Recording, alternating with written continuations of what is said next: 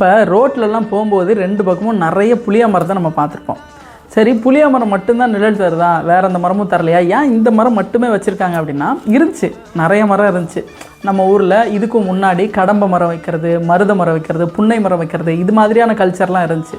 ஆனால் வெறும் புளிய மரம் மட்டும் நிறைய வைக்கிறதுக்கான காரணம் என்ன அப்படின்னா, இதுக்கு பின்னாடி ஒரு ஹிஸ்ட்ரி இருக்குது. இது எப்போ ஆரம்பிக்குது அப்படின்னா 1600களில் நாயக்கர் மன்னர் ஆட்சி காலத்தில், அதுவும் குறிப்பாக மதுரை ஆண்ட மதுரை நாயக்கர் காலத்தில் என்ன ஆகுது அப்படின்ட்டா, தமிழ்நாட்டில் ஒரு பெரிய பஞ்சம் வருது. அதுவும் தென் தமிழகத்தில் பெரிய பஞ்சம் வருது. நம்ம ராம்நாடு, திருநெல்வேலி அது மாதிரி டிஸ்ட்ரிக்டில் பஞ்சம் வருது. அப்போ என்ன பண்ணுறாங்க அப்படின்னா, நெல் சோறு கிடைக்கிறதில்ல. பொதுவாகவே நெல் சோறு இப்போ ரேராக தான் கிடைக்கும். அது இல்லாமல் நிறைய தானியங்களை வந்துட்டு சாப்பிட்டுட்டு இருந்தாங்க.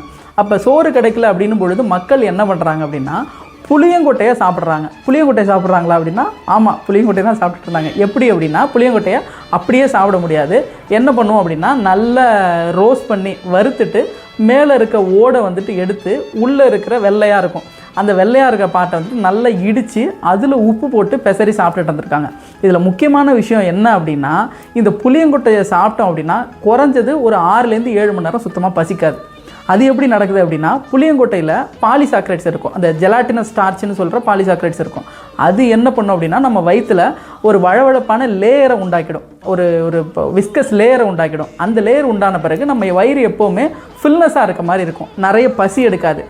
இதை காரணமாக வச்சு தான் நம்ம மக்கள் தொடர்ச்சியாக புளியங்கொட்டையை அந்த வறட்சியில் சாப்பிட்டு நம்ம உயிர் வாழ்ந்து வந்திருக்காங்க. இதை சரி பண்ணுறதுக்கு நாயக்கர் ஆட்சி காலத்தில், அதுக்கும் பின்னாடி இந்த வறட்சியெல்லாம் சரியான பிறகு ஒரு பாஸ்டர் வந்துட்டு அப்ரோச் பண்ணுறாரு. டச்செல்லாம் இப்போ ஆல்மோஸ்ட் வந்துட்டாங்க தமிழ்நாட்டுக்கு. டச் பீரியட் வந்துச்சு. அடுத்து ஃப்ரெஞ்சுக்காரங்க பாண்டிச்சேரிக்கெல்லாம் வந்துட்டாங்க. ஒரு டச்சு ஃபாதர் வந்துட்டு ஆல்வரேஸ் அப்படின்னு சொல்கிற ஃபாதர் வந்துட்டு போயிட்டு இது மாதிரி புளிய மரத்தை நம்ம வைக்கலாமே அப்படின்னு அப்ரோச் பண்ணுறாரு. அதுக்கப்புறம் தான் நம்ம ஃபேமஸாக இருக்கிற 1689 ராணி மங்கம்மாள் சிலையெல்லாம் இருக்குது இல்லையா, அது 2 பக்கமும் நிறைய புளிய மரம் வைக்கிறதுக்கெல்லாம் காரணம் அதுதான்.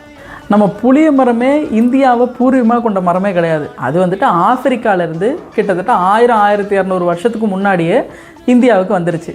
நிறைய தமிழ் இலக்கியத்தில் கூட புலி அப்படின்னு கோட் பண்ணியிருப்பாங்க. அதை எப்படி கோட் பண்ணியிருக்காங்க அப்படின்னா, அவங்க சொன்ன புலி அப்படின்றது கொடம்புலி, கார்சினியா கம்போஜியா.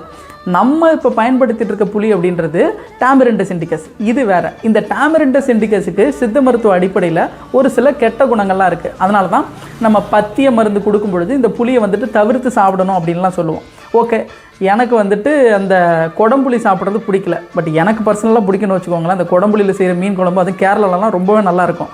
ஆனால் பர்சனலாக உங்களுக்கு அந்த டேஸ்ட்டு பிடிக்கல அப்படின்னா என்ன பண்ணுறோம், இந்த புளி தான் சாப்பிட்றோம் அப்படின்னா அந்த புளியை பழம்புளியாக மாற்றணும். பழம்புளினா என்னென்னா ஒன்றும் இல்லை, புளியை வாங்கி ஒரு 5-6 மாதம் அப்படியே வச்சுருங்க. வச்சிட்டிங்க அப்படின்னா கலர் நல்லா டார்க் ஆகி கருப்பு கலரில் மாறிடும். அதுக்கப்புறம் நம்ம அளவும் கம்மியாக எடுத்துக்கலாம். அதோடு சேர்த்து அதனுடைய சின்ன சின்ன தீய குணங்கள்லாம் புளிக்கு இருக்குது, அதுவும் சரியாகி நமக்கு நன்மையை மட்டுமே கொடுக்கும். அதனால் அப்படியே நம்ம பயன்படுத்திக்கலாம்.